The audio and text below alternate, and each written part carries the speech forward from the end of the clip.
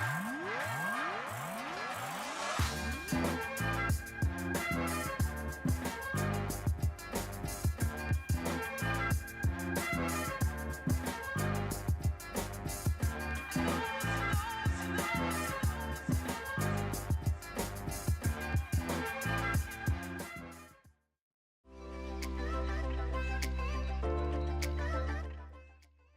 Dominic and I'm an osteopath. Osteopathy is a manual therapy, meaning usually a hands-on or non-intrusive therapy that helps with pain and other health disorders. We're also performance specialists, so in athletic environments.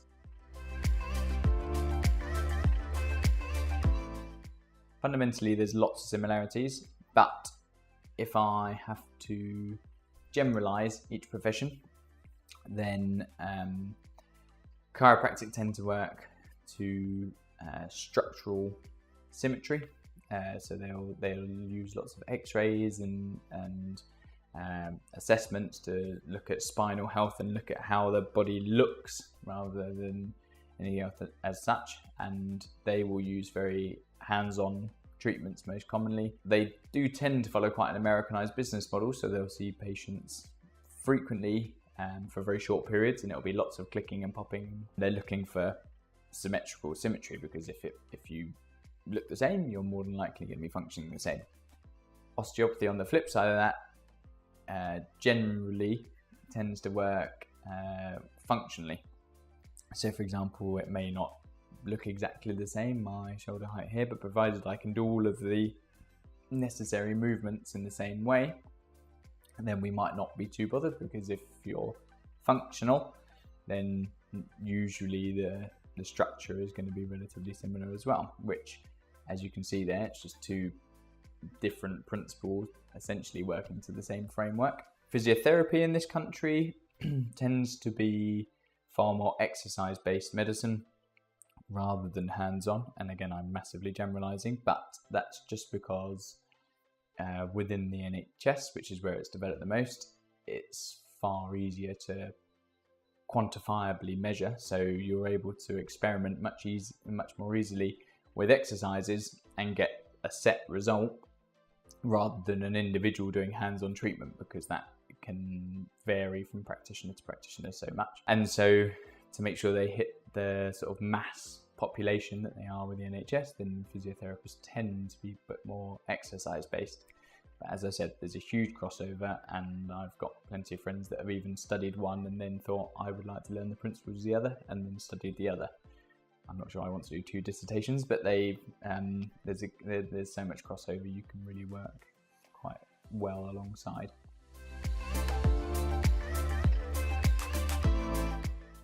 I was quite unusual, I suspect, because I decided at 13 that I wanted to be an osteopath. So I used to kayak, and my coach at the time was 6-time world champion, I think, so he was pretty decent, and I was sort of only 12, 13, quite influential. And when he retired from racing, he became an osteopath, and essentially that's where I first heard about it. I'd never needed any treatment, hadn't really had any injuries myself, but when I looked into it a bit more, I just looked at the key principles of osteopathy, being it was a way of helping people, it remained in health, it remained in sport, or a close tie to sport if you wish. It was very interactive. I was able to work, it looked like I was going to be able to work with people, which was going to be important for me. I explored similar options and just decided that this probably was the best option for me, and it's been the best decision I've ever made, I think. I went to what was called the British School of Osteopathy, which is now the University College of Osteopathy in London. And there are really three main osteopathic colleges, in my opinion, in the country now. So there are two in London, which is the UCO. There's one called BCom, which is in North London, and then one called ESO, which is in Kent. And for all of them, I just looked at their requirements, and they said preferably 2 sciences at A level. and I think that it was sort of BC and above maybe at the time. So the grade boundaries were quite moderate, and they're mostly looking for an aptitude or an interest in health. They like to, from what I understood, everyone had interviews. They want to meet the individual and just see how truly interested you are. So the course is actually a 4-year course, I think, everywhere to do osteopathy, partly because it's not just the theory side. You obviously have to learn all of the manual or practical elements, which for me was massive and much better than just spending all day in a classroom. Actually, it was lovely to be hands-on, and you are hands-on. I do remember being there on the first day, and it's quite unnerving because they do ask you to dress down, and you are into sort of, I don't know, shorts for the boys, and you have to, and it's quite an awkward first scenario when you're with a bunch of people that you don't really know. But over the course of 4 years, I mean, even the course of half an hour really in that class, it all becomes very, very normal, and right from the off you get sort of hands-on experience, which was great. So the 4 years is comprised of clinical attendance and also the schooling aspect as well. So one of the things that I really liked about studying osteopathy was that you came out with a profession. So you came out and it's essentially like having a very good apprenticeship, because you'll start the course, it's overwhelming, but you learn a lot of theory, every single element of the body, so bone, joint, muscle, ligament, tendon, even to the names of the lines in bones and things. It's an overwhelming amount of depth that you'll probably never really need to keep up, but it will be that alongside, as I said, the hands-on treatment. But then you equally, from I think even sort of the first term, you get into the clinic, which is on site, and you're observing. So you observe 3rd and 4th years, and then obviously as you go through the course, you then become those 3rd and 4th years, and you have your own patient list. So by the time you graduate, you've seen, I think you've done over 1,000 hours of clinical experience, which is hugely beneficial, because when you step out into the real world, you're ready for action, essentially. There's also something called an access course, which is a 1-year course, I believe, and it's essentially an introduction to all of the basic sciences that you'll need, which is lots of the stuff you'll cover at A-level. But actually, from the people that I spoke to that did it at university, it was really helpful for them because they didn't have any science background. They did that 1 year of study, part-time again, and it was almost more applicable to our course than, say, A-level biology was, because it was targeted at sort of health science and osteopathy. So you can actually do the osteopathic course as well as in a part-time frame. I think most of your lectures were on weekends, so that people could hold down full-time jobs in the week as well. But they add another year. So the first 3 years are part-time, and then I believe the last 2 are intensive, just because of the level of clinical practice you need.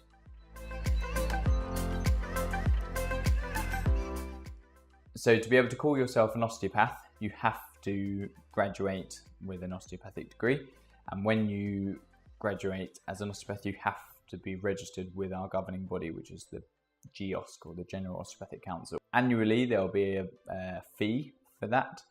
And then you have to, once you've passed your exams, you are an osteopath. However, you have to prove that you have done 30 hours of continual professional development, they call it. So you have to do 30 hours of extra study per year, which you document. So 15 of those hours can be on your own, which could just be simply reading an article online, reading a book, whatever you're doing that's going to develop your practice. And then the other 15 hours as a minimum have to be with others. So that can be courses, that could even just be small tutorials in amongst friends, but it has to be a bit structured. and you have to just write feedback on it, and then at random people get audited. So you have to provide all of your documentation for the year just to prove that you've done that.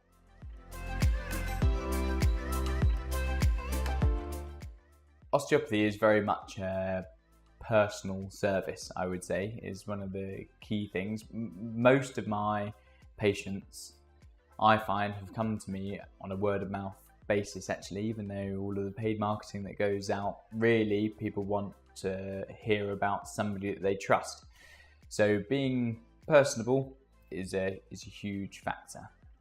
Quite obviously, you have to have a good knowledge base to be able to be proficient in what you're doing. But more importantly than knowing it all is being able to reproduce that knowledge and share it with the person you're working with. So enabling people to understand, being able to make them feel comfortable. As I said earlier, it's quite common for people to need to dress down in front of you, and some people aren't that comfortable with that. So being able to reassure people is important.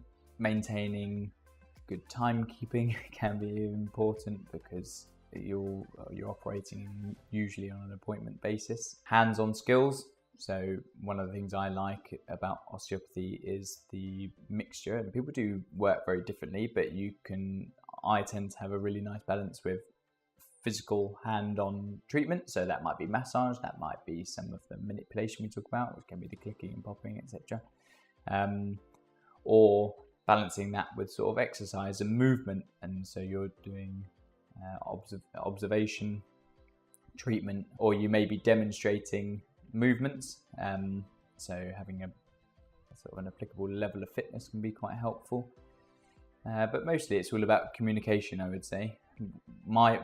Probably my favourite part of the job itself actually is the fact that for me, every half an hour, every hour, I get somebody different in every day of the week. And although I may know them very well because I've seen them for many years, or I may just be first meeting them, everyone's got a different story to tell. And although you're there to work and talk to them about what's going on, lots of the treatment time can be just a really good catch up and just conversing with people. So it's communication is key.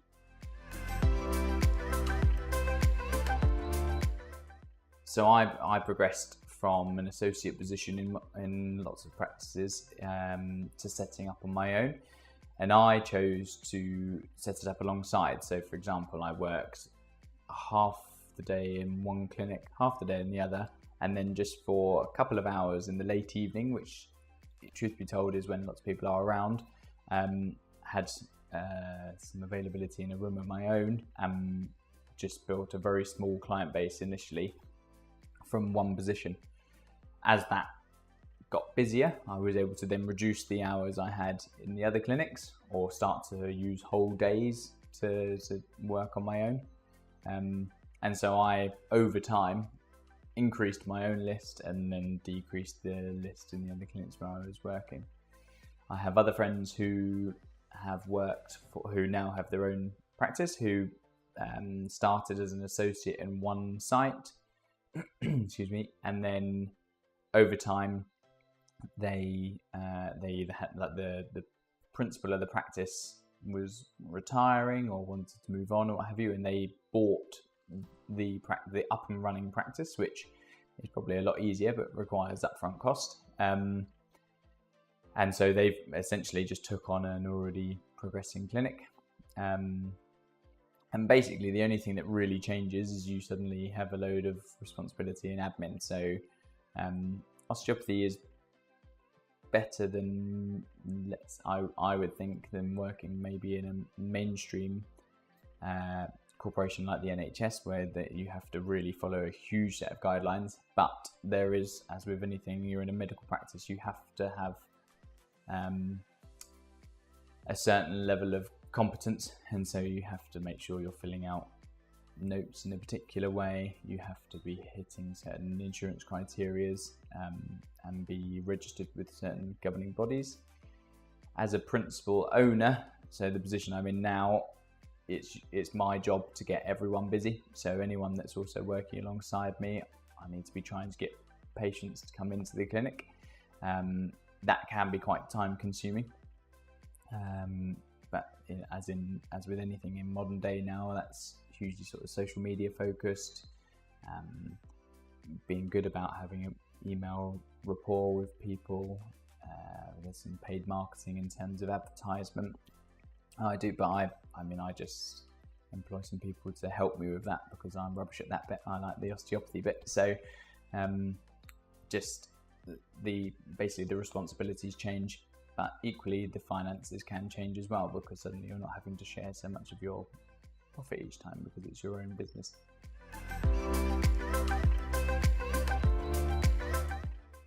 With anything under a medical banner, there is some level of clinical uncertainty, meaning we can know as much as we need to know from all the books, and you can have done all of your tests, and you can send them off for scans, and you can get as much feedback as possible from patient, but you can never truly be 100% certain at any point as to what's going on.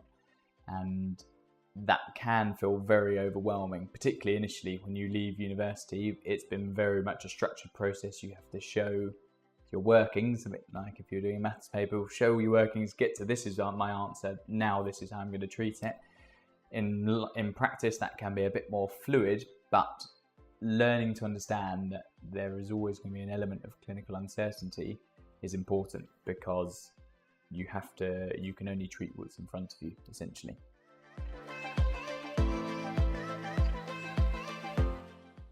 Day to day, I tend to work slightly varied hours. So, for example, I run 2 clinics, and so I split my time between them. And I may spend a whole day in one, or I may actually only work half a day on some other days. I do work a Saturday morning, largely because people are around, and I do have to work a few evenings because, again, people are available. But I counter that by having, for example, a Wednesday where I personally am not in practice. Quite frequently within my day, I will be back to back with patients for however many hours in the morning, and then there may be a slightly quiet period through the middle of the day. So I'll make sure I have good lunch. I might even use the gym facilities that we have here, or do any leftover admin that I need to get done, and then work through again into the evening. But other days it could be just the morning or just the evening, or even full through. It completely depends. One of the best things about osteopathy, particularly if you're working for yourself, is that you can manipulate your hours to suit you. So if I know that I want to go away for the weekend, I can finish early on Friday, or if I know that I need to go and get my hair cut, as I do at the moment, then I can block a slot in the middle of the day also. So it's you're flexible, and that was one of the key driving forces for me picking osteopathy, to be honest with you. So I personally treat quite structurally, I think people would describe that. So I treat what we call musculoskeletal conditions, meaning often sort of muscle problems, joint problems, your classic back pain, neck pain, like we see a lot of that. I have quite a broad spectrum of patients. So I have a history within sport, and particularly within gymnastics, and my other clinic is in a gymnastics club. And so with that, I treat lots of youngsters. So I personally don't treat any younger than 5, but from 5 upwards to 16, 18 onwards, you'll see a lot of sporting injuries, classic overuse injuries, or sudden, like rolling an ankle or something like that. So you're doing good rehabilitation plans. Then on the flip side, I treat a lot of Joe blogs in their 40s, 50s, who have been sat at a desk for too long, and they're really stiff in certain areas, and you're just teaching them about lifestyle advice, really, getting people moving, getting people eating the right things, giving people the right advice in terms of what sort of exercise they should be doing, or how to tailor that. And then the other end of the spectrum, where you've got the older generation, who at some points are sort of managing long-term conditions or degenerative conditions, and you are just trying to make people feel as comfortable and as healthy and fit and well as they can be. So there's a huge array that I treat across. with osteopathy, you come out and you've learned all of your basic fundamental skills, and then whichever interests you the most, you go off, you practice, you do extra courses, and you can tailor to a specific group or keep as broad spectrum as you like. Really, it's nice that you have that versatility. So effectively in osteopathy, you can achieve as much or as little as you want to, really. People that want to work very part-time hours, maybe they've got young children and they're working around it, they tend to like to stay as associate basis or just work for themselves but from home, which is a very suitable option. Equally, you can take the jump from associate to principal osteopath, so owning your own list or working fundamentally on your own, as I've done. Lots of practitioners go back to the university and do lecturing, so you can work within the clinic and just do sort of clinical supervision, or you can do actual teaching of classes or class content. There are positions that are becoming available within the NHS if people want sort of a structured route. They are few and far between, and you do need to fight the physios for them because they have a far closer tie to sort of Western medicine, but I think it's becoming far more mainstream osteopathy, and so that is definitely an option. And finally, I've got a few friends that work within elite sport. So one of my very close friends is the osteopath at Harlequins, for example, and they only work 1.5 day a week in private practice, but the rest of the time they're with all of the rugby guys, work with England rugby, work with Australia rugby, and they work within a team, a multidisciplinary team, so it'll be them, physios, a chiropractor I think, and some sports massage therapists, and they sort of all bounce ideas off each other, which is another option.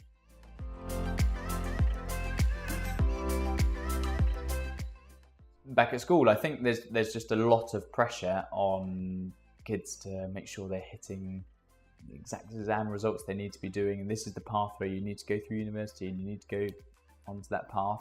Now for osteopathy, you do need to hit a certain grade boundary, you do need to do a university-based course, so that does follow suit, but I think really it's about you can achieve anything. So many of the people that I trained with were mature students, probably 50% of my course, who had gone off, done careers, come back to it later in life. So essentially, I think, firstly, don't panic. As long as you set your mind to something, then you will no doubt achieve it.